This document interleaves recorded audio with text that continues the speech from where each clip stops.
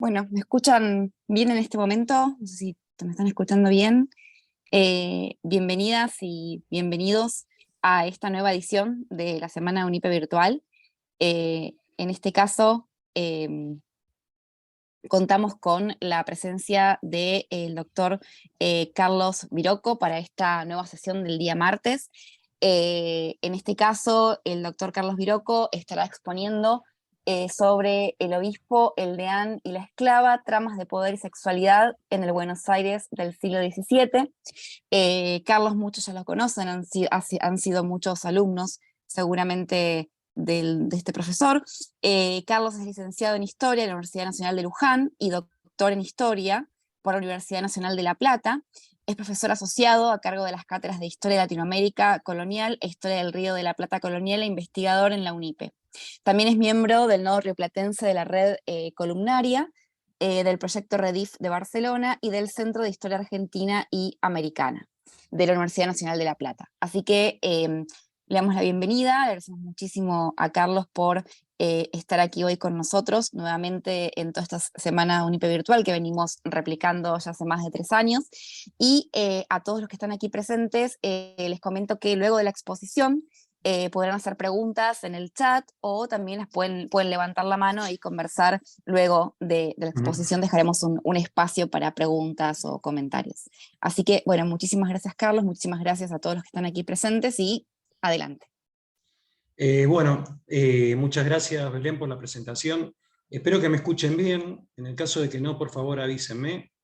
Ya Belén me presentó, yo soy Carlos Viroco, docente de la UNIPE, a cargo de las cátedras de Historia Latinoamericana Colonial y Rioplatense Colonial, y lo que les voy a exponer es un pequeño adelanto de una parte de una investigación que tengo radicada en nuestra universidad, cuyo tema son las tramas relacionales y la política en Buenos Aires en la segunda mitad del siglo XVII.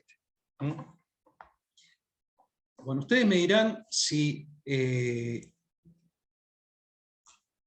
a ver si se desplaza las imágenes. Estoy tratando de desplazar a la que viene después y no puedo. Todavía no la, yo no la llevo a ver. Ahí está.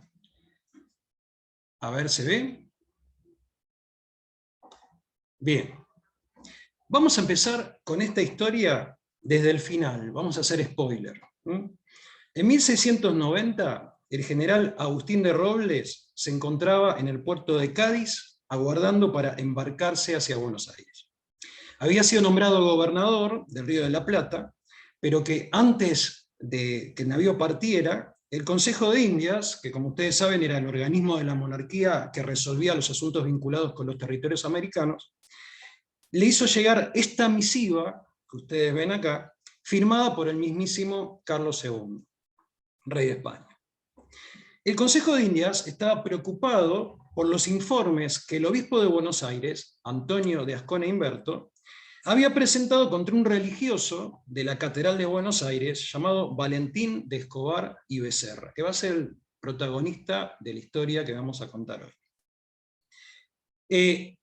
Por eso el Consejo le ordenaba al flamante gobernador que ni bien llegara a nuestra ciudad de Buenos Aires, averiguara qué había de cierto en aquellos informes y se lo hiciera saber. Cuando Robles llegó a Buenos Aires, no pudo hacer nada porque Valentín de Escobar y Becerra, el sacerdote en cuestión, había muerto hacía casi un año. Lo que hoy vamos a relatar es el trasfondo de esta denuncia. ¿Por qué Valentín de Escobar fue acusado de quebrantar su voto de castidad, manteniendo vínculos duraderos con varias mujeres de la ciudad? Pero no solo se le acusó de eso, sino también de haber usado sus influencias sobre el cabildo para emprender negocios que no eran propios de un sacerdote. Y otra cosa que vamos a tratar de dilucidar, que cabe preguntarse, es por qué detrás de todas esas incriminaciones se encontraba el obispo de Buenos Aires, Antonio de Ascona Imberto. Bien, en esta diapositiva que ven ahora, espero que haya pasado, ya que hablamos de Buenos Aires, aquí lo que vemos es la cuadrícula idealizada de la ciudad en una época muy cercana al periodo del cual vamos a hablar hoy. Para entonces Buenos Aires tenía entre 6.000 y 7.000 habitantes, tenía una élite de unos 1.000 vecinos aproximadamente, vecinos españoles, y el resto estaba compuesto por blancos pobres, mestizos, indios y africanos. Un elemento importante para resaltar es que la ciudad se había convertido 20 años atrás en un presidio, esto es, en una guarnición rentada por la corona, que se componía aproximadamente de unos 900 militares, entre oficiales y soldados, la mayor parte de ellos enviados en levas desde España. Estos militares aquí, en la mayor parte de las veces, encontraron compañera y formaron sus familias, y como la corona les pagaba sus sueldos, no con mucha regularidad, pero se los pagaba al fin, esa circulación de plata que venía en esos sueldos revitalizó notablemente la economía porteña, por lo menos en esta década, de 1680, después iba a ser distinto. Lo interesante en el plano que vemos acá, que como les dije, está muy idealizado, es que nos permite ubicar las 7 iglesias de Buenos Aires. Acá tienen la catedral frente a la Plaza Mayor. La Plaza Mayor tiene la letra A, la catedral está enfrente. La B es el Cabildo, eso no es una iglesia obviamente. Y después tienen otras iglesias que son Nuestra Señora de las Mercedes, que queda más o menos donde está el microcentro ahora, la conocen. Santo Domingo, San Francisco, San Ignacio, la iglesia de la Compañía de Jesús, de los jesuitas, San Juan Bautista, la iglesia de los indígenas, en Buenos Aires, y Nuestra Señora de Copacabana, una iglesia casi desconocida que era la iglesia del Hospital de Buenos Aires, que quedaba más o menos cerca de donde hoy tiene el colegio Otto Krause, para que se ubique. Realmente es un número crecido de iglesias en relación con tan corta población. Para los vecinos y los demás pobladores, esto les ofrecía la ventaja de poder diversificar el culto, inclinándose hacia distintos santos o advocaciones de la Virgen para formar cofradías y hermandades, ¿no? Pero para las iglesias y los conventos tenía la desventaja de que con tan poca población las limosnas y el pago por las misas eran bastante limitados, y con excepción de los jesuitas, los demás religiosos vivían bastante pobremente, por lo menos en comparación con otras grandes ciudades como Cusco, Lima, etc. Incluso en comparación con Asunción del Paraguay. Esto quiero dejárselos claro, ninguna de estas iglesias existe hoy en día, porque fueron reemplazadas por otras con una edificación más imponente y una estructura más robusta entre 1725 y 1770. O sea, hoy conocen San Francisco, Santo Domingo, la catedral, pero todas esas edificaciones son del siglo XVIII. Por lo tanto, estamos hablando de una Buenos Aires que por lo menos en el plano material de esa Buenos Aires hoy no quedan rastros.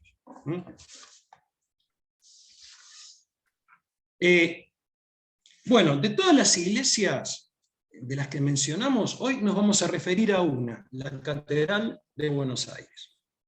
Bueno, como ustedes ya saben, nuestra ciudad de Buenos Aires fue fundada en 1580 por un conjunto de expedicionarios que llegaron desde Asunción del Paraguay, que era la cabecera de una enorme gobernación que ustedes pueden observar acá en color rosa. Y bueno, sombreada de color rosa. Y Buenos Aires seguía formando parte de esa gobernación hasta 1617. Ese año la corona la dividió en 2 gobernaciones, actuando con una cierta ecuanimidad, porque le asignó a cada gobernación 4 ciudades. La del Paraguay incluía Asunción, Ciudad Real del Guairá, Villarrica del Espíritu Santo y Santiago de Jerez. Y la del Río de la Plata incluía Buenos Aires, Santa Fe, Corrientes y Concepción del Bermejo. Bien, así como en 1717 se dividen las 2 gobernaciones, en 1720 el papado imitaría a la monarquía española y dividiría la jurisdicción de la antigua diócesis de Asunción en 2 diócesis. La de Asunción, o de Paraguay, que la ven hacia el norte, y la diócesis de la Santísima Trinidad y Puerto de Buenos Aires, que fue creada el 30 de marzo de 1620. Cada diócesis tenía su obispo, y el territorio de cada diócesis era el mismo que el de las gobernaciones respectivas. Entonces, las 4 ciudades de la gobernación del Río de la Plata dejarían de obedecer al obispo de Asunción y pasarían a depender de esta nueva diócesis, la diócesis de Buenos Aires, cuyo primer obispo fue Fray Pedro Carranza. Bueno, de esto no voy a insistir demasiado, esto que ven ahora, pero es el listado de los 4 obispos que gobernaron Buenos Aires desde su fundación hasta finales del siglo XVII. Como se puede apreciar, hubo lo que se podría decir interregnos, o sea, periodos de vacancia, entre la muerte de un obispo y la consagración del obispo sucesor. Esto se debía al largo proceso por el cual la corona española, que ejercía el patronato de los territorios americanos, proponía al papado el nombre de un nuevo obispo, que luego de ser aceptado debía trasladarse a la ciudad de Buenos Aires. Este proceso a veces duraba 5 o más años. Durante esos largos periodos de vacancia, el cabildo eclesiástico de la catedral, compuesto por sus sacerdotes de mayor rango, elegían un provisor, una especie de interino, que actuaba como obispo provisional. Fíjense acá las listas, cómo entre un obispo y otro encuentran la sede vacante y el provisor correspondiente. Y también fíjense que entre los sacerdotes que se desempeñaron como provisores del obispado, se destacaron 2 miembros de una misma familia, Lucas de Sosa y Escobar, y su sobrino Valentín de Escobar y Becerra, que es el protagonista de la historia que vamos a relatar hoy. Lo que los van a poder ver resaltados en color verde. Fíjense que Lucas de Sosa y Escobar fue 2 veces provisor, después de que muere Pedro Carranza y después de que muere Cristóbal de Aresti, y a Valentín de Escobar le toca gobernar el obispado después de que muere Cristóbal de Mancha y Velasco. No es un dato menor a tener en cuenta, ya que indica que las familias principales de la ciudad no solo dominaban el cabildo secular, sino también otros centros locales de decisión como podía serlo la catedral. Bien, y acá en este gráfico, no sé si llegan a verlo,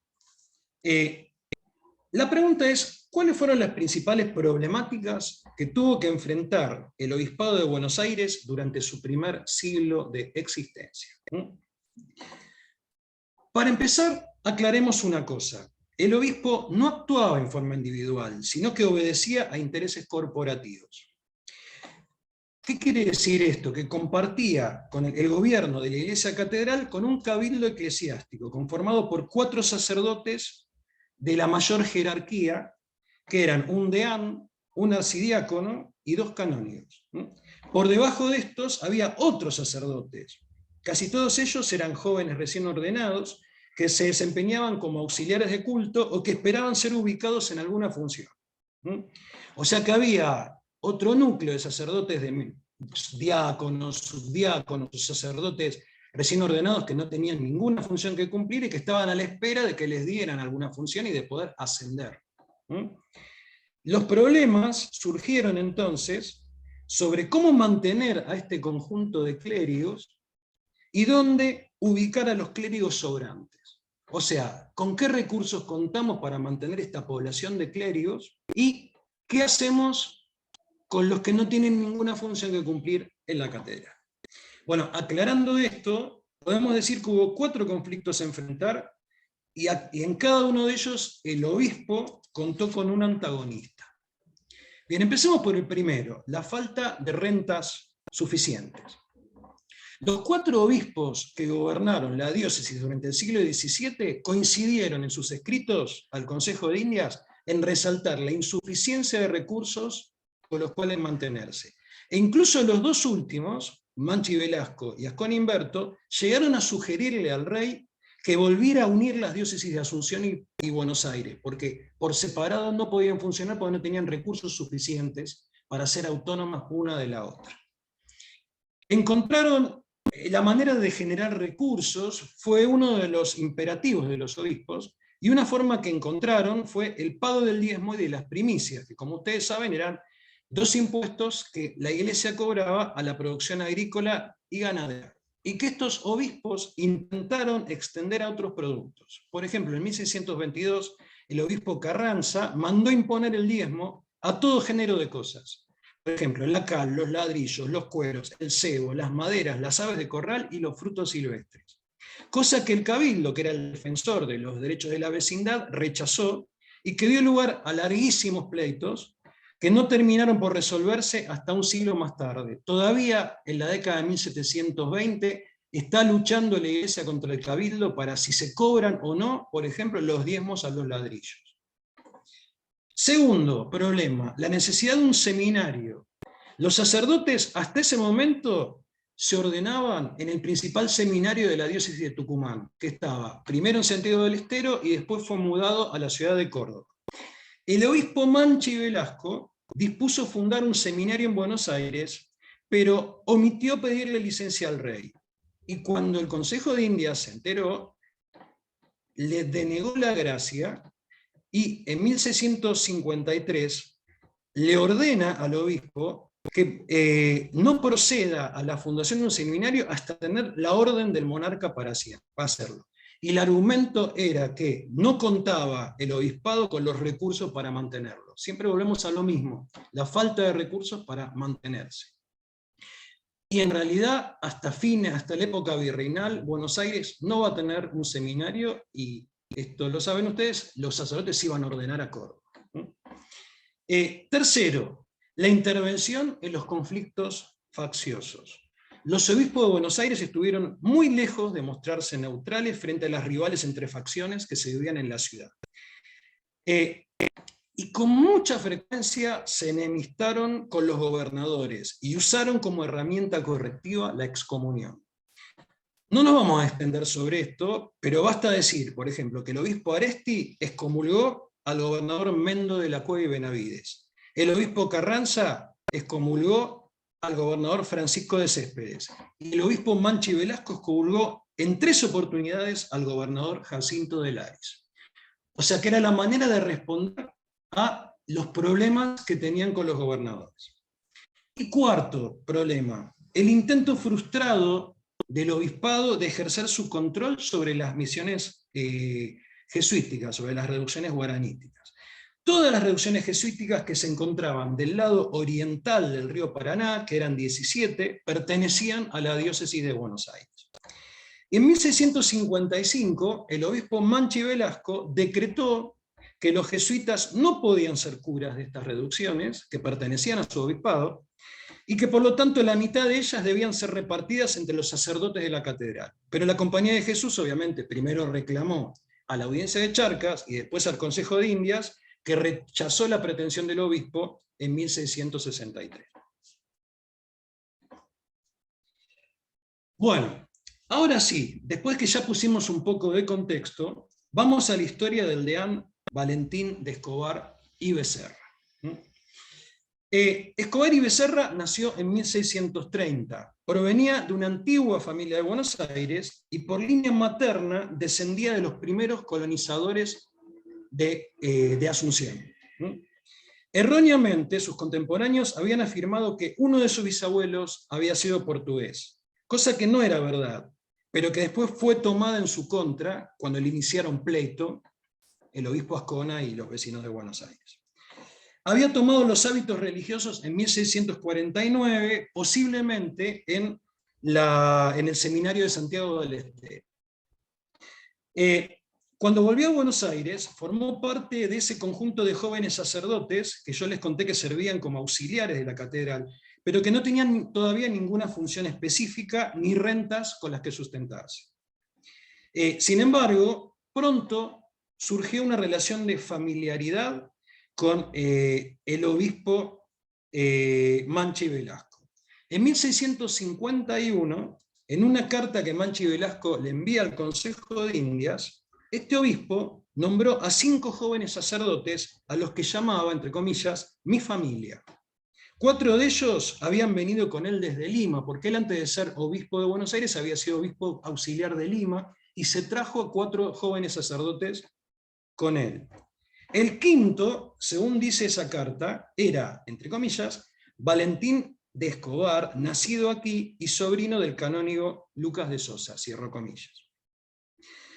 Valentín de Escobar mostró desde el principio una gran inclinación por los placeres mundanos, y en muchos casos fue señalado ya desde muy joven por sus excesos.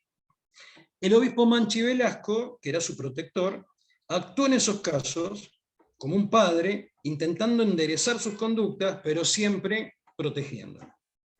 Y acá tenemos dos casos. En 1660, este obispo prohibió, por medio de un decreto, a los clérigos que jugasen a los juegos de azar. Y Valentín de Escobar, que sabía que ese decreto estaba dirigido a él, hizo una manifestación pública de arrepentimiento, una suerte de mea culpa, ¿no? Se presentó ante el escribano de la ciudad, y de hecho la escritura está en los protocolos de Buenos Aires, en el Archivo de la Nación, y redactó un compromiso. Dio su palabra de que no volvería a jugar a los naipes ni a los dados, ofreciéndose a pagar una multa de 1.000 pesos si no cumpliera con su promesa. Incluso es interesante esta escritura porque aparecen los nombres de los juegos, a los cuales él se autoprohíbe jugar, tanto de dados como de naipes. Una segunda intervención del obispo se produjo en 1663. El que era entonces el gobernador, José Martínez de Salazar, desterró a Valentín de Escobar de la ciudad y lo envió a la capilla de la Virgen de Luján, a 12 leguas de Buenos Aires, acusándolo de vivir amancebado con una mujer soltera. O sea que acá ya, digamos, también estaba, digamos, infringiendo las normas, digamos, los votos que había jurado. Es posible que esto fuera cierto, pero el verdadero motivo del destierro era que Valentín de Escobar había predicado en contra del gobernador en el sermón del día de Pentecostés, criticando su gobierno y tratándolo de tirano. El obispo intervino y consiguió que el destierro durara solamente 28 días y que se le permitiera a Valentín de Escobar volver a su oficio de sacerdote en Buenos Aires. Bueno, pasamos a otra diapositiva, donde se puede ver con mayor claridad la protección que ejerció el obispo Manchi Velasco en la acelerada carrera que hizo Valentín de Escobar en la catedral, llegando en un lapso de 10 años a ocupar la posición jerárquica más elevada, que era el deanato. A esto se le sumó una acumulación de cargos, también apadrinada por el obispo Manchi Velasco, quien se valió de sus vínculos en la corte para que el rey Felipe IV confirmara estos ascensos. Esa carrera meteórica llevaría a Valentín de Becerra a convertirse, a la muerte del obispo, en la cabeza de la diócesis. Fíjense en la diapositiva los distintos cargos. Por ejemplo, el rey, acá hay una pequeña ayudita desde la corte, que en la corte en ese momento estaba Alonso de Herrera y Guzmán como procurador de Buenos Aires, y que debe haber acompañado estos ascensos, porque si no, no se explica, 2 reales cédulas a favor de este sacerdote tan cercanas en el tiempo, porque el rey lo promueve a canónigo en 1661. Llega esa real cédula a Buenos Aires y el obispo lo instituye como canónigo. Pero en 1663 el rey lo promueve arcediano y después es instituido como arcediano por el obispo cuando llega esa real cédula en 1665. En 1669, desde Lima, se lo convierte en comisario del Santo Oficio, o sea, el representante de la Inquisición en Buenos Aires.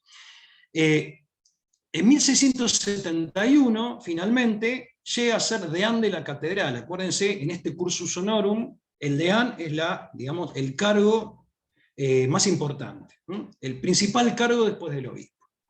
También se lo nombra subdelegado de la Santa Cruzada y visitador del obispado.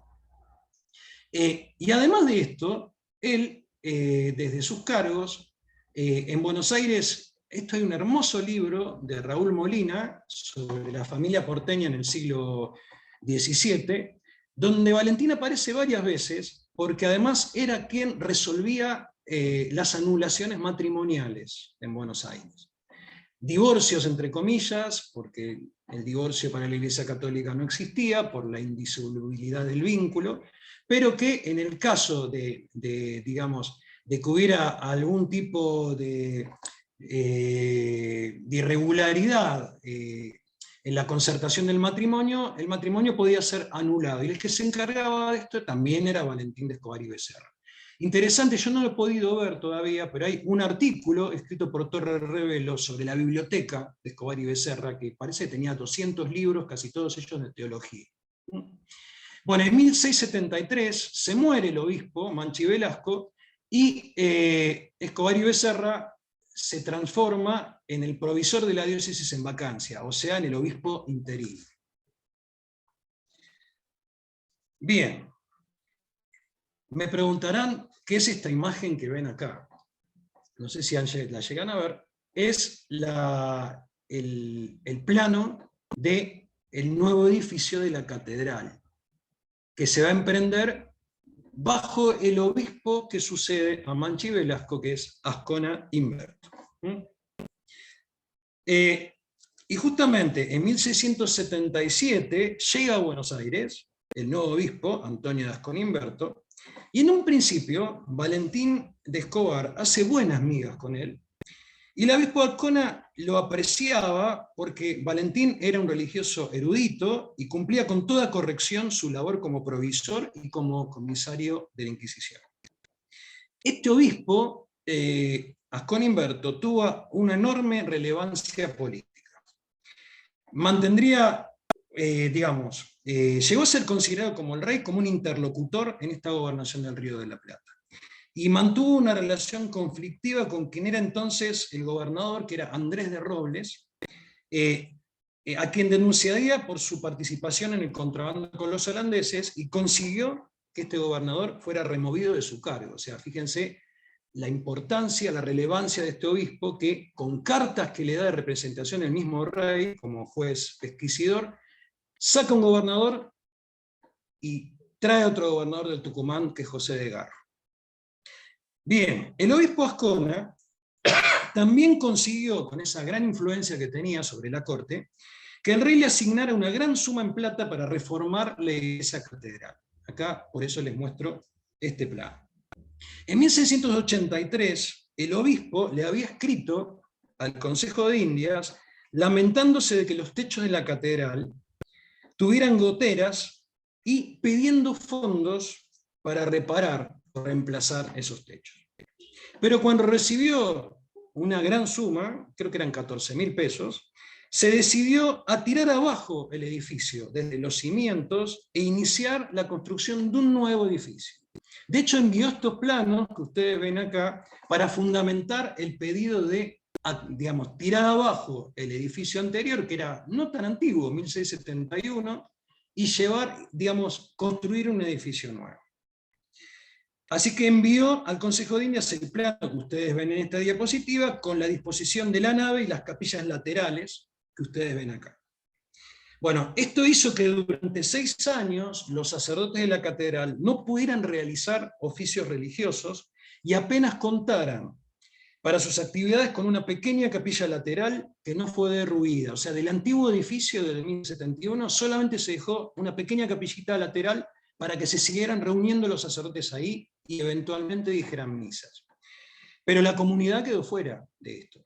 Obviamente se fue a las iglesias de los conventos, a San Francisco, Santo Domingo, a escuchar misa, pero no pudo, digamos, acudir a la catedral. Los miembros del cabildo eclesiástico, acá está el problema, no fueron consultados para llevar a cabo esta reedificación como el obispo debió hacerlo. O sea que la reglamentación de la iglesia decía que este tipo de reformas debían ser consultadas y aprobadas por el cabildo eclesiástico, cosa que Ascona no hizo. Bien, a ver que pasamos a la próxima diapositiva. Bueno, lo que parece detonar el conflicto entre el obispo Ascona Imberto y el deán Valentín de Escobar fue que en medio de la obra de reedificación que empezó el obispo, acuérdense, tiró abajo todo y empezó a reedificar, cuando ya estaba hecha la estructura y se colocaron los techos se vinieron abajo. Valentín de Escobar y Becerra denunció al obispo Ascona Imberto, acá tienen parte de la denuncia, de la carta enviada al Consejo de Indias, por la demolición de la catedral, sin que se justificase, decía él, porque las columnas y los arcos no habían mostrado vicio alguno de construcción, o sea, la edificación anterior no tenía vicios estructurales, salvo en los techos. Y solo era necesario reparar la tirantería de madera. También denunció el obispo, y acá la complica, el deán Valentín de Escobar, por haber aprovechado para construir una casa para su uso personal apoyada sobre el edificio de la catedral y ocupando parte del cementerio que estaba al costado, y obstruyendo una de las puertas laterales de la iglesia, que era la que usaban los fieles para circular cuando llevaban las imágenes a las procesiones. O sea que, además de esto, ocupó parte del terreno del cementerio y apoyó su nueva casa, la nueva estructura de la iglesia que me mandó a construir. Bueno, esto obviamente mosqueó al obispo. Y el obispo, ¿cómo contraatacó? Lanzando un edicto contra los pecados públicos de los sacerdotes. Este edicto no era nuevo. Yo entiendo que es el mismo edicto que venía reeditándose con cierta frecuencia desde los tiempos del provisorato de Francisco de Saldívar en 1630, ¿no? Y que condenaba cualquier acercamiento entre los religiosos y las mujeres de la ciudad. En virtud de ese edicto, Valentín de Escobar fue interpelado, se le encontró, como siempre, vínculos con mujeres, secretos y públicos, y se lo volvió a desterrar a Luján. O sea que se los desvincula de vuelta de sus funciones. Pero Valentín Escobar y Becerra logró llevar este caso hasta el arzobispado de Charcas. Hago un paréntesis acá. El obispo de Buenos Aires era sufragáneo del arzobispo de Charcas, o sea, en la estructura eclesiástica, el obispo de Buenos Aires respondía a un superior que no era el papa, sino había un intermedio que era el arzobispo de Charcas, Chuquisaca, en Alto Perú, en Bolivia. Y el arzobispo de Charcas, acá habría que investigar, en los archivos bolivianos, el arzobispo de Charcas, donde Valentín de Escobar y Becerra tenía algún tipo de influencia o de contacto, lo sobreselló. O sea que ordenó al obispo de Buenos Aires que le dejara volver a Escobar y Becerra a sus funciones y le quitara la pena de destierro. Bien, ¿qué hizo entonces el obispo Ascona? No se dio por vencido. Y ya que no pudo condenarlo por la justicia eclesiástica, se inclinó a condenarlo por la justicia civil, haciéndole tanto acusaciones de orden político como de orden moral. Vamos a empezar por las políticas. Primero, ¿de qué lo acusa? Acá lo tienen resaltado. Esto es el comienzo, digamos, de la acusación de Ascón Inverto al deán Escobar y Becerra. Primero lo acusa de ser descendiente de portugueses. O sea, ¿a qué está apelando? A la estigmatización de quienes procedían de un reino, Portugal, que se había rebelado contra el rey de España y se había convertido en enemigo del rey de España. Ya dijimos que nada de eso había de cierto, o sea, él no descendía de portugueses. Pero bueno, ya vamos a hablar después de esto, era la pública voz y fama, el correveidile de la ciudad, donde los rumores imponían mentiras, y miente que algo quedará, como decía Goebbels. Bien, después dice, es muy notable, dice Ascona, la introducción que tiene el deán en todos los negocios de la República. O sea, se le imputa a Escobar y Becerra haber descuidado sus deberes religiosos para participar del gobierno de la ciudad que le correspondía a los vecinos, o sea, no a un religioso. Y de lo que lo acusan es de influir en el cabildo para nombrar alcaldes y otros funcionarios. Sí es cierto, esto vamos a reconocerlo, que en ese momento uno de los regidores del cabildo, Diego Pérez Moreno, era su hermano y que con los demás tenía relaciones de proximidad o parentesco. O sea, eso es innegable. Él pertenecía a una de las viejas familias de la ciudad y entre los miembros de su parentela más extensa había cabildantes, y uno de ellos era su hermano. Y de lo que se le acusa es que al tener influencia sobre el cabildo, había conseguido que el cabildo le diera el monopolio de la venta de carne en Buenos Aires, el monopolio de los mataderos, y que le permitiera vender cueros a los navíos de registro que se presentaban en el puerto. Valentín no lo va a negar esto. Primero dice, y su defensa es brillante en este sentido, dice, si yo no tengo casi rentas de la iglesia, ¿con qué me voy a mantener si no es con los frutos de mi propia estancia? Él tenía una estancia en Luján. Y además dice, yo también soy vecino accionero, por lo tanto, como cualquier otro vecino, yo puedo también venderle cueros a los navíos que se presentan en el puerto de Buenos Aires. Ahí actúa como vecino, no como sacerdote.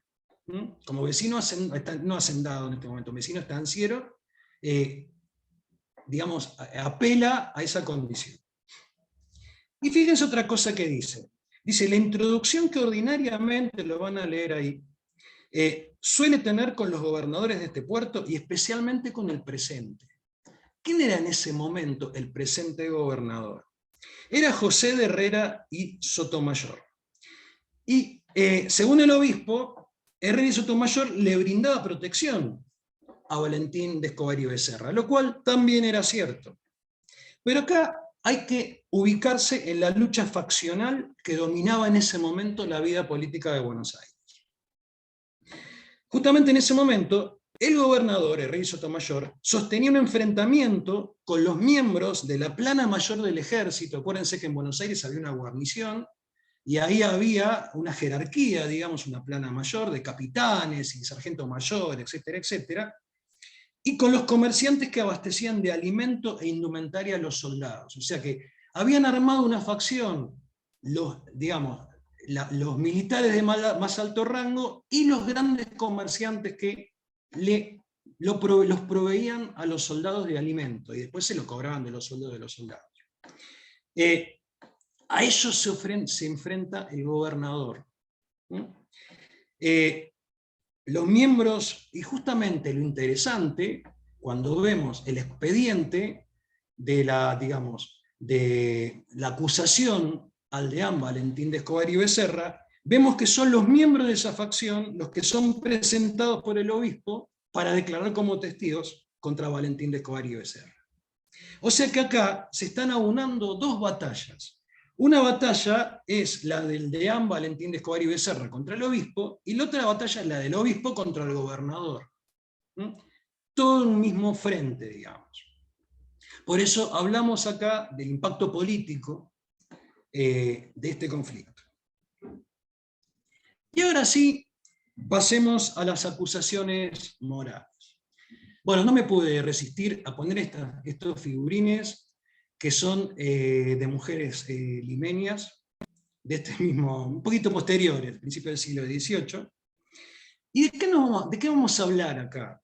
De los vínculos sexoafectivos que tuvo Valentín de Escobar y Becerra, deán de la iglesia de la Catedral de Buenos Aires, con las vecinas españolas de la ciudad. Y después hablaremos de su vínculo con una esclava, una mujer afrodescendiente en específico. Pero empecemos con las españolas. Y acá hay una serie de acusaciones que presentan los testigos. Por ejemplo, se afirma que sostiene un vínculo con dos mujeres, comillas, en las que ha tenido hijos. O sea que estos vínculos han dado fruto, han tenido descendencia, y lo confirma, dice un testigo, la pública entrada y trato que ha tenido en sus casas y con sus deudos y familia. Claro, los ven entrar en casas de otros vecinos de Buenos Aires y, digamos, le imputan amoríos con mujeres que viven en esas casas. Con una de ellas, dice un testigo, hace ya 15 años que está vinculado. Bien, vamos a las distintas declaraciones que agregan detalles sobre sus incursiones amatorias, vamos a decirlo así. Y acá son todos trascendidos, donde dice, uno le dijo al otro, que le dijo al otro, que le dijo al otro. Vamos a hablar de esto, ¿no? Uno dice, por ejemplo, un testigo, Pedro de Picabea, que era un vecino en ese momento, me contó que el dicho deán está amancebado con la hija de un vecino de esta ciudad, que es viuda, y que él lo vio en la cama con ella. y que todas las noches iba ella a la casa del deán, y que esto es público y notorio en la ciudad. Fíjense esto de la pública voz y fama. O sea, está repercutiendo un rumor en esta declaración. Pero a él le cuenta específicamente Pedro de Picabea, que dice que lo vio a él en la cama con esta mujer víbora. Otro testigo dice, 12 años hace que el deán está amancebado con una que era doncella, y le oyó decir a otros que la había deshonrado y que tuvo con ella una hija. Fíjense cómo redobla, digamos, la apuesta sobre atacar la moral, porque no solo tiene relaciones sexoafectivas con vecinas, sino que además de esas relaciones nacen hijos.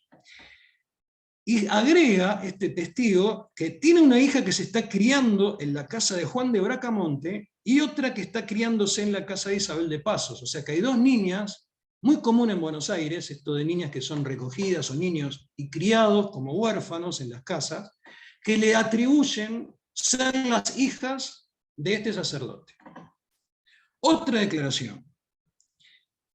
El dicho deán trató y comunicó ilícitamente con dos primas hermanas que tenían reputación de doncellas, o sea, eran dos mujeres solteras que eran primas entre ellas, y que tratándole a sus padres de casarlas, él hizo muchas diligencias para estorbarlo.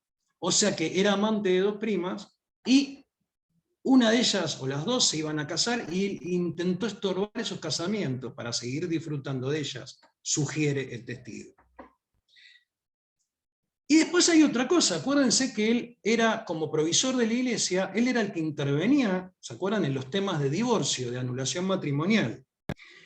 Dice otro testigo, se sabe que dos mujeres principales, o sea, dos vecinas de buena familia, han tenido pleitos de divorcio y que han pasado frente al deán, quien las ha solicitado y conseguido su amistad por medio de estos pleitos, o sea, que se aprovechó de su función de juez anulador de matrimonios para aprovecharse de esas mujeres y tener una amistad ilícita con ellas. Ojo que estamos haciendo historia, y que como disciplina científica nadie está dando ni credulidad, ni refutando, ni aprobando ninguna de estas declaraciones, solamente las estamos exponiendo para después analizar por dónde se lo quiso atacar al deán. Bueno, pero la principal acusación está dirigida a imputarle al deán una larga relación con una esclava, la negra Ana. Dice un testigo, vive escandalosamente con una negra llamada Ana, que es propiedad de María de Cuenca, o sea, es la esclava de otra persona, ¿no?, a quien los vecinos llaman, y acá está la picardía del porteño, la deana, o sea, como es que es la esposa del deán.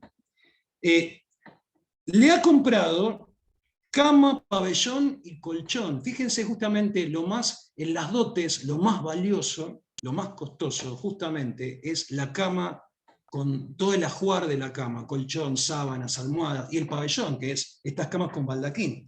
Por lo tanto, le ha puesto una cama que en realidad es digna de una mujer blanca de la élite y no de una negra. Esto es lo que quiere resaltar el testigo. Por medio de un negrito, dice este testigo, le mandaba recados y muchos la han visto venir a dormir con él. Sin embargo, en un momento hay desavenencias. ¿Por qué? Porque las amas de esta María de Cuenca y sus tías, que son las beatas de Enríquez, digamos, cuando ven que esto es inmanejable y que el deán a horas públicas del día se está metiendo en su casa para estar con esta negra, con esta esclava, ellas hacen, la estrategia de ellas es buscarle un marido a esta esclava. Y encuentran a un mulato que es esclavo de otra persona, de Pedro Gutiérrez, y el deán, cuando se entera de esto, de que las amas de esta negra, Ana, la quieren casar con otro para sacar al deán de la vida de esta pobre mujer, de la esclava, cito lo que dice un testigo, el deán vino a la 1 de la noche con 4 personas y le dieron a la negra Ana un garrotazo y la maltrataron. Causa por la cual el mulato de Pedro Gutiérrez ya no quiso casarse con ella. O sea, disuadió al candidato, al esclavo de casarse con ella, para él poder seguir disfrutando de sus favores sexuales. Otros testigos dicen, lo han visto una noche saltar unas paredes para verse con la esclava. Y es más, hasta reconstruyen la ruta por la cual la esclava entraba de motu propio a la casa del deán. Dice que por el fondo de la casa del deán estaba la casa de don Juan del Pozo, y que tiene puestos unos adobes, como una especie de murito, que se quitan con facilidad, por lo tanto podía entrar por el fondo de la casa para que no la viera. Pero acá agregan otra cosa, como para complicarlo al deán. Dicen que la amistad ilícita que tuvo el deán con Ana, también la tuvo con la madre de dicha Ana, que se llamaba Isabel y que era negra como ella, y esclava. Esto va a complicar después las cosas, ya lo vamos a explicar. Y también se dice que Ana y el deán, Becerra, Escobar y Becerra, tuvieron 2 hijos, de los cuales uno se murió. Bien, y acá tienen la declaración en pantalla, en la diapositiva, de la misma Ana, porque el obispo la manda a declarar, y ella dice tener 20 años de edad, y dice que ha frecuentado al deán 8 años, por lo tanto desde los 12 y los 13 años, y que fue depositada en la casa de Pedro de Saavedra, porque cuando se entera el obispo, la manda a depositar en la casa de un vecino para que no sigan teniendo contacto. Fíjense que cuando Valentín, el deán, responde a esto, no niega el vínculo que tuvo con la esclava, pero aminora el golpe, afirmando que la esclava Ana tuvo en estos últimos años relaciones por lo menos con otros 10 vecinos, y que estuvo amancebada con 4 de ellos. Bueno, típica excusa heteropatriarcal, no es necesario, digamos, decir nada sobre esto.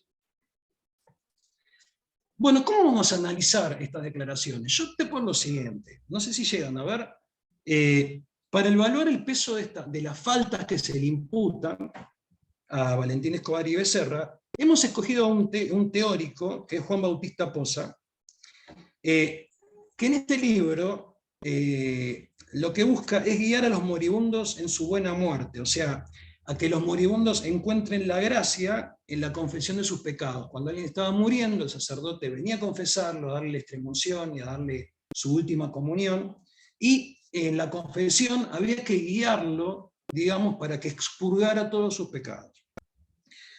Por lo tanto, la primera parte de este libro es fundamentalmente eso, un manual para confesores.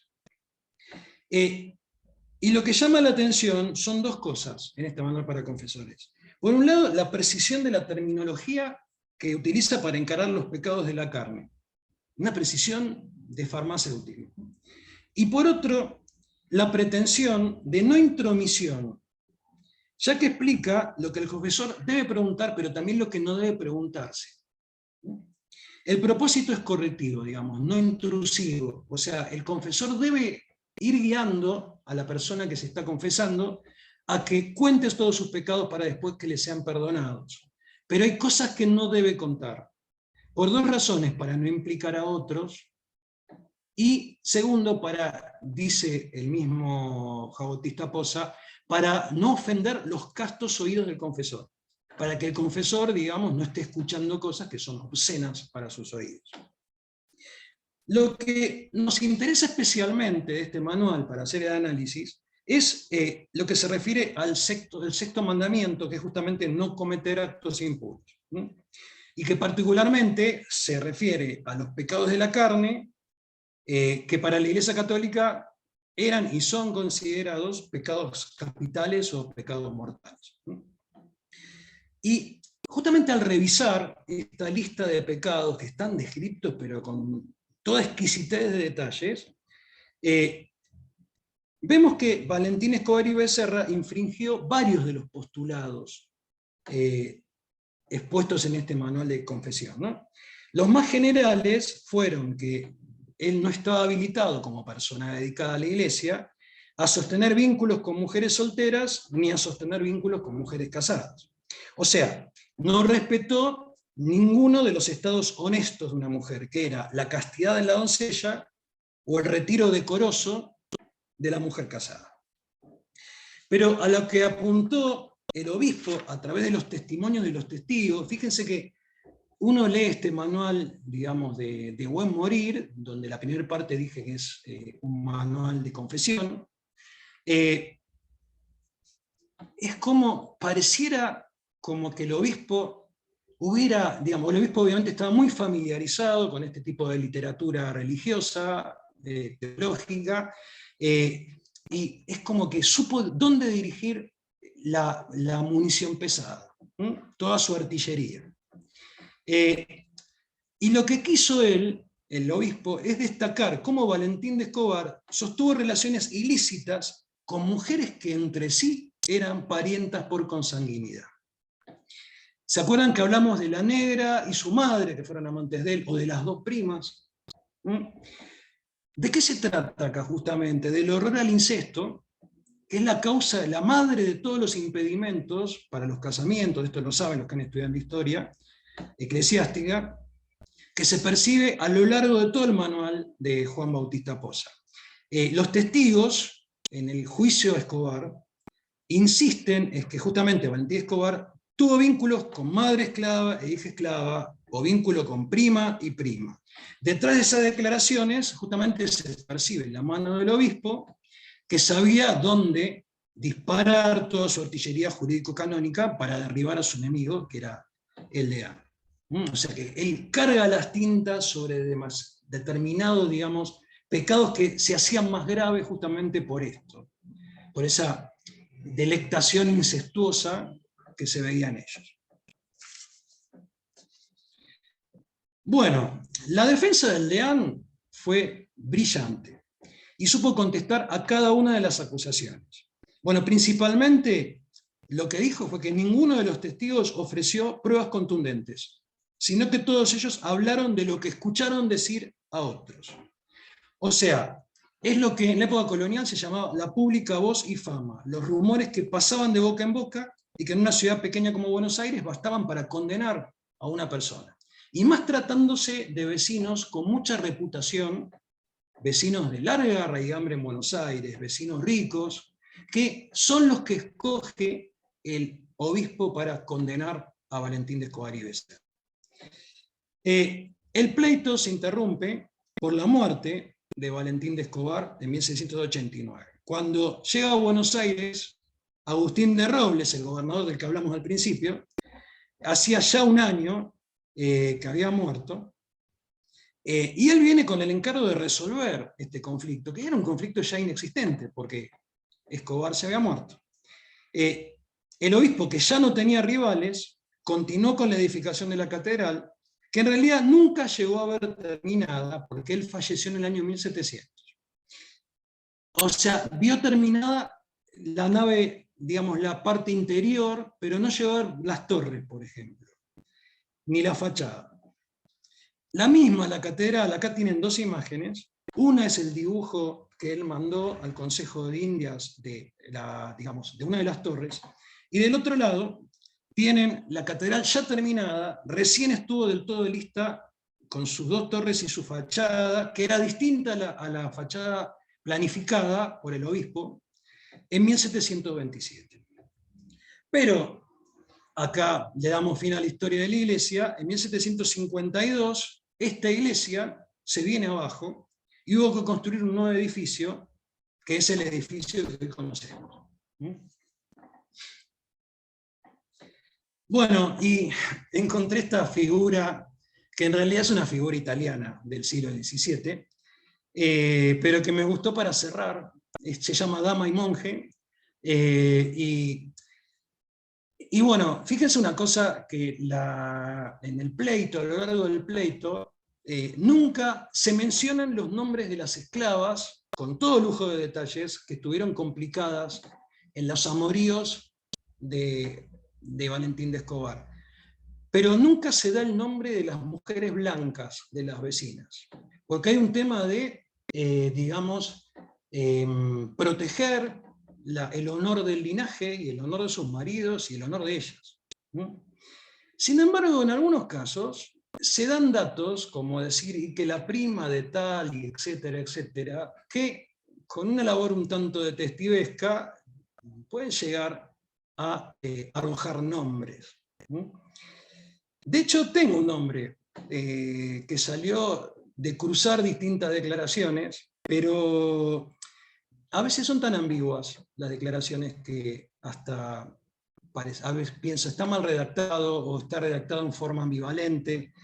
Pero tengo una persona que tengo un nombre de una mujer que fue una mujer soltera en ese momento y que en este momento en el público está su biógrafo, por lo tanto tengo miedo de pronunciar, pero esa mujer de la cual cruzando datos pareciera que es una de estas señoras señorita porque era soltera, que estuvo en contacto con don Valentín y que parece que durante mucho tiempo estuvo con él, es Susana Jacobina Rivera Maldonado. Es una mujer que queda de ella una ofrenda que hizo, que está en el Museo de San Francisco, el Museo de San Roque, la iglesia de San Francisco, a uno de estos primeros franciscanos de comienzo de siglo,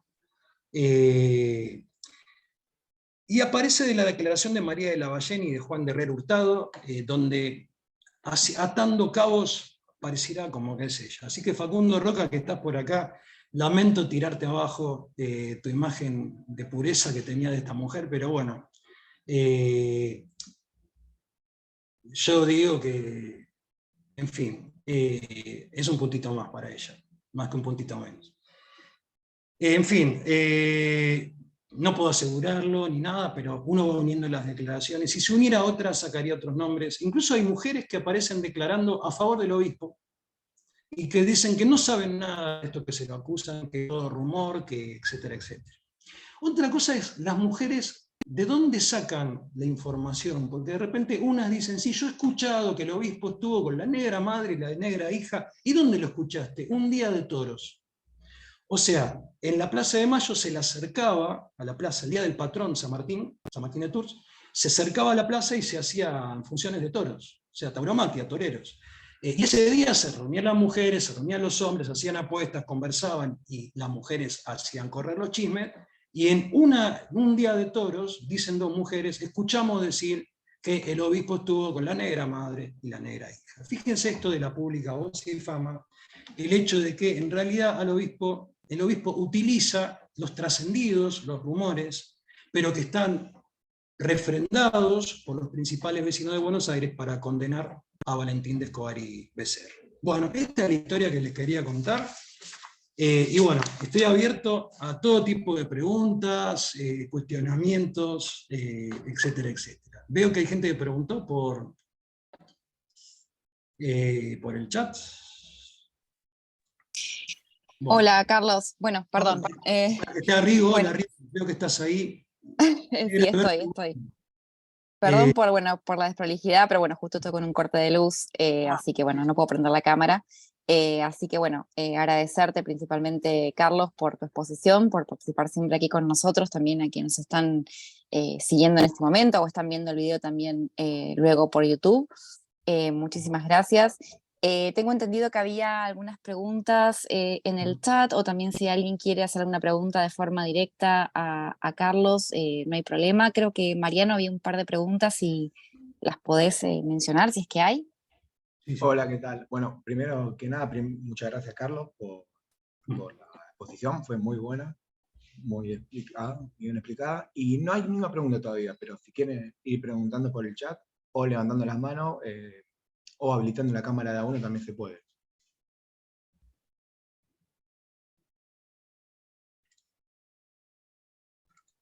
Facundo quería preguntar. Sí, Facundo, si querés. Pobre Facundo, te he tirado abajo me has tirado abajo mi biografía, aún no biografiada. Pero bueno, pero sos el que tiene todos los materiales. ¿Nos podés contar quién?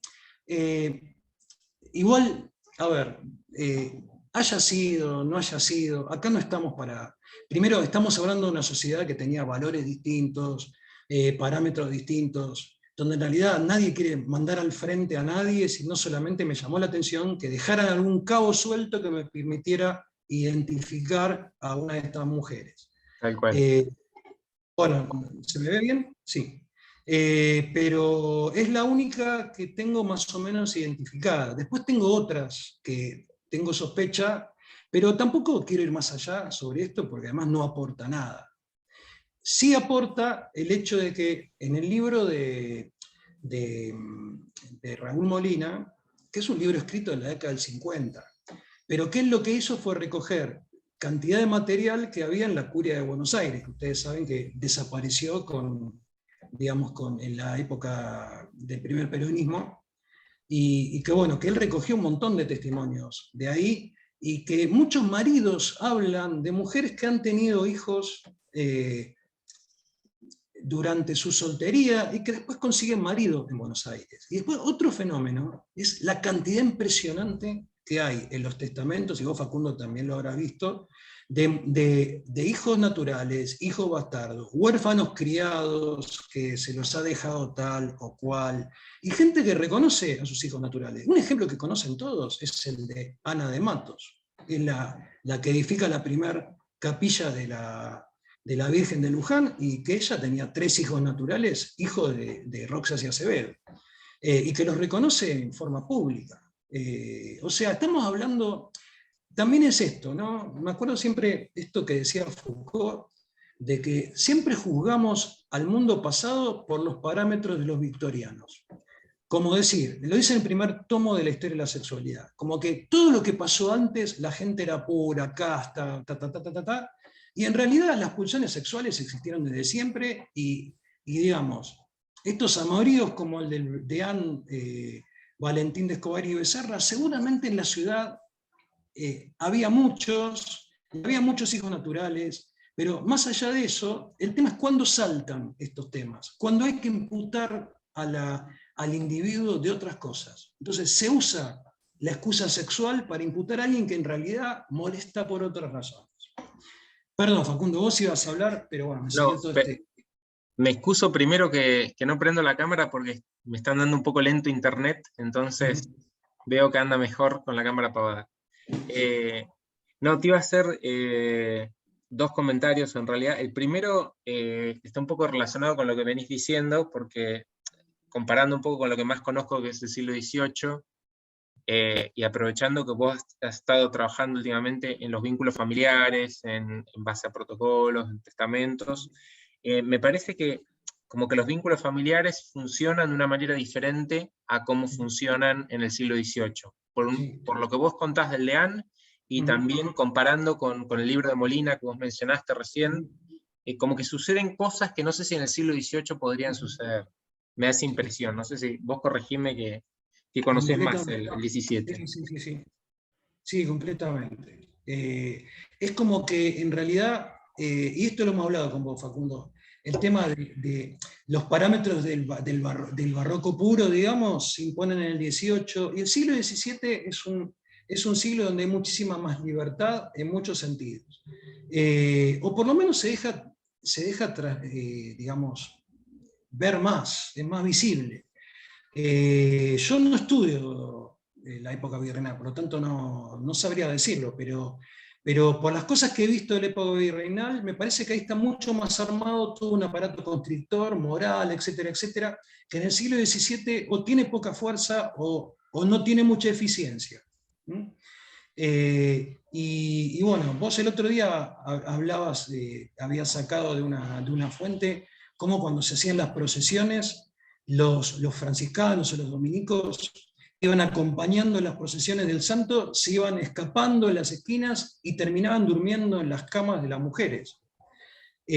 O por lo menos lo sugería ese viajero francés, que habla de esto en 1910 más o menos. No me para acuerdo, no gastar las sábanas de la comunidad.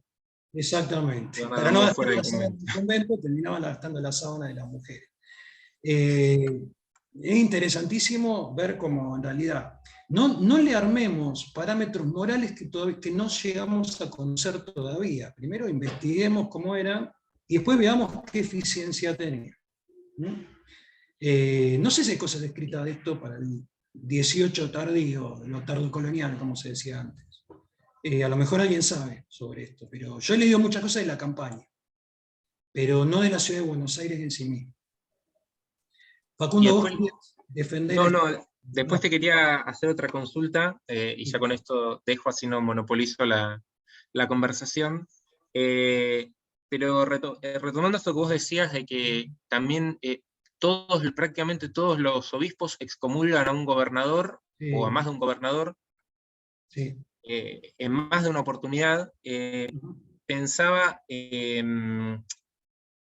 estas excomuniones, si se hacen a título moral también, si hay acusaciones de título moral, porque me parece que ahí también hay un poder que utiliza el obispo, utiliza la iglesia como de, digamos, de resguardo moral, que lo instrumenta en sus luchas de poder. No sé si es así o la excomunión va por otro lado. No sé por dónde vienen las cosas, sobre todo por temas de etiqueta, de protocolo. Por ejemplo, me acuerdo una escena de que de repente el gobernador Laris, cuando vieron en la iglesia cuando se da la paz, y se le daba en ese momento la mano o el beso a la persona que estaba al lado, el gobernador Laris, cuando se le acercan el diácono, no me acuerdo quién, a darle la paz, él lo rechaza de un empujón, y dice, yo a semejante bellaco yo no le voy a dar la paz. Y empiezan por eso. Con Andrés de Robles y Mancha pasa exactamente lo mismo. Hay todo un tema de, digamos, el conflicto viene porque, por el tema de si cuando está el obispo hay que sacarse o no el bonete, los demás sacerdotes.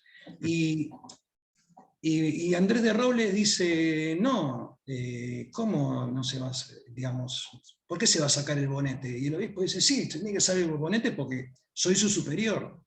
Y eso termina con un pleito. O sea, hay un montón, estas cosas que también es interesante ver en sociedades coloniales, del antiguo régimen, quiero decir, el hecho de cómo la etiqueta, que son los privilegios que tienen las personas, marcan sus conductas, sus comportamientos.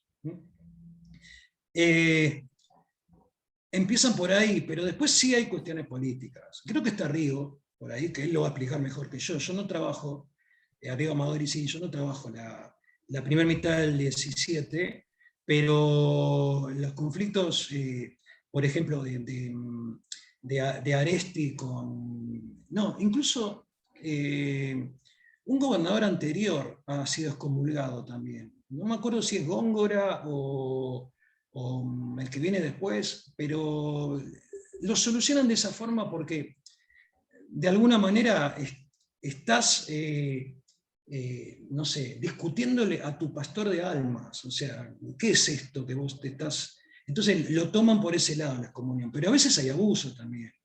Laris se manda todos los abusos habidos y por haber. ¿No? El que quiera leer el libro antiquísimo de Enrique Peña sobre el gobernador Laris, el tipo un día se levanta mal y decide afeitarle las cabezas y los bigotes y las barbas a todos los vecinos. Porque dice que frente a él tenían que estar todos, digamos, bien vestidos y bien aseados, entonces les manda el barbero que los afeite a todos, así de prepo, forzado. También hay que ver cuál es la catadura de los gobernadores. Ahí está, ahí dice Arrigo, ¿quién es el que conoce de esto? Yo no. El que fue Céspedes, el primer gobernador. Pero también habla Mendo de la Cueva también, es excomulgado. Bueno, esto es un tema, yo no me quise meter en ese tema, porque además, como las fuentes faltan, cuando uno va a esos temas, está o leyendo a Rómulo Carbia, o leyendo a Cayetano Bruno, y ellos tamizan mucho el hecho de que son católicos practicantes, y eso tamizan mucho las fuentes. Entonces hay cosas que se nos escapan porque ellos las omitieron. Por ejemplo, hay una biografía de Valentín de Escobar y Becerra en el famoso diccionario de Raúl Molina, de personajes coloniales, donde cuando tiene que contar por qué se pelea con el obispo Asconimberto, dice por importantes motivos, y no dice nada más. Si no se hubiera conservado el expediente, que es del Archivo de Indias, no se sabría. Porque estos antiguos historiadores que tenían toda una cosa de puritanismo católico, nacionalista, de la primera mitad del siglo, recortaba muchas cosas. Aunque Rómulo Carbia deja bastantes, pero los demás, bueno, Cayetano Bruno es un sacerdote. Bueno, no sé si alguien quiere preguntar.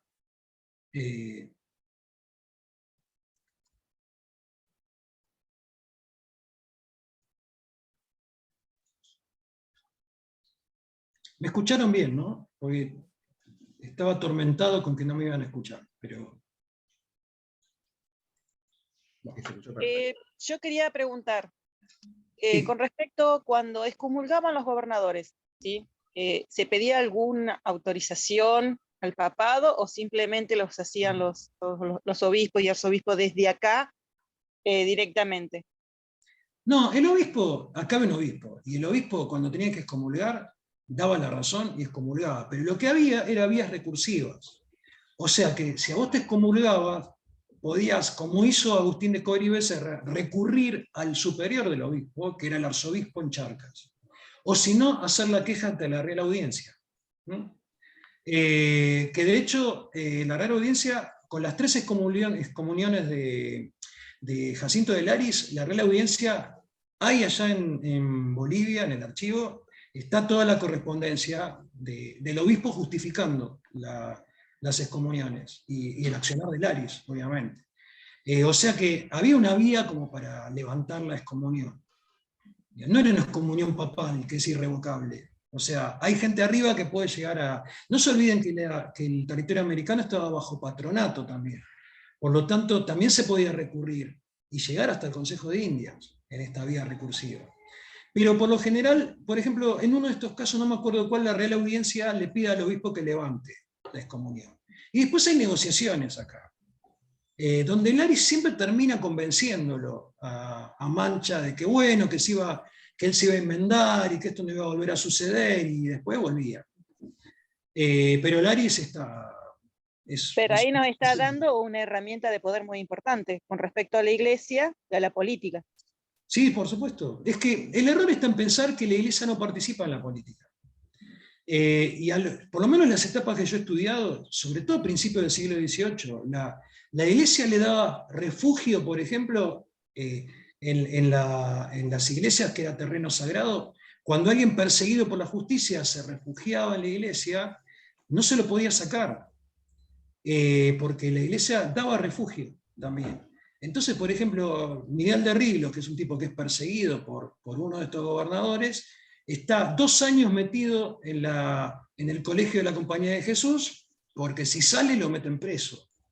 Entonces, la iglesia participa, y la iglesia participa en los conflictos facciosos, y la iglesia tiene sus propios conflictos facciosos también. Que esto también hay que estudiarlo, porque esto que vemos acá, de un deán, que es la segunda autoridad de la catedral,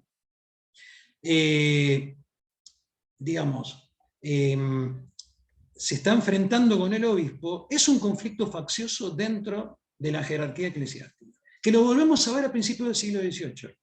Cuando hay una vacancia de obispo, hay una pelea dentro del cabildo eclesiástico sobre quién debe ser el que haga el provisorato, o sea, la vacancia interina. ¿No? Lo que pasa es que no tenemos fuente prácticamente. Pero, por ejemplo, las actas del cabildo eclesiástico están publicadas. Y las fuentes no se pueden buscar por parte de la iglesia, sé que también tienen su renuencia, sé que son No, bastante. las de Buenos ¿No Aires no las hay? existen. No, porque en el año 55, cuando se incendiaron las iglesias, la Cierto. copia se incendió completa. No quedan esas fuentes. Pero Raúl Molina y Carbia, digamos, las han levantado y las citan. Ellos vieron esas fuentes antes del 55. Y después están las fuentes, digamos, en el Archivo de la Nación también hay cantidad de legajos donde hay fuentes eclesiásticas. Eso es otra cosa como para revisar. Yo no trabajo virreinato, ni quiero, pero hay muchísima cantidad de fuentes en el Archivo de la Nación. Para el que quiera relevar la época virreinal, hay un montón de fuentes. Yo porque me fui para atrás, pero los que trabajan lo más reciente, entre comillas, encuentran seguramente muchas más cosas. Todo lo de la orden jesuítica está en Archivo de la Nación.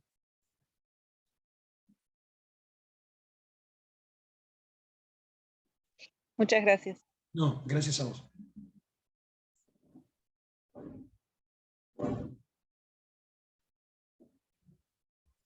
Bueno,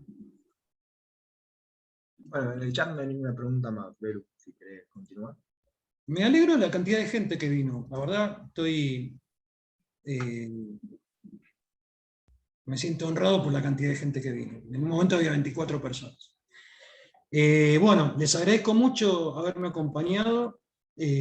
Bueno, tuve 3 doctores en el público, estaba Rigo, estaba Facundo, y bueno, y mi presentadora Belén. Así que bueno, también honrado por la gente que vino a escucharme. Y bueno, nos estamos viendo en la próxima UNIPE Digital. Muchísimas gracias, Carlos, Muchísimas y gracias a todos los que están participando aquí. Gracias, Mariana, también por tu contribución. Y bueno, los esperamos a partir de mañana. Tenemos más actividades, miércoles, jueves y viernes, para terminar con esta semana UNIPE virtual. Así que bueno, muchísimas gracias a todos. Gracias a todos. gracias. Muchísimas gracias, profe. Gracias. Algunos nos veremos en la clase. Muchas gracias, Carlos. Un abrazo. Gracias, Facu.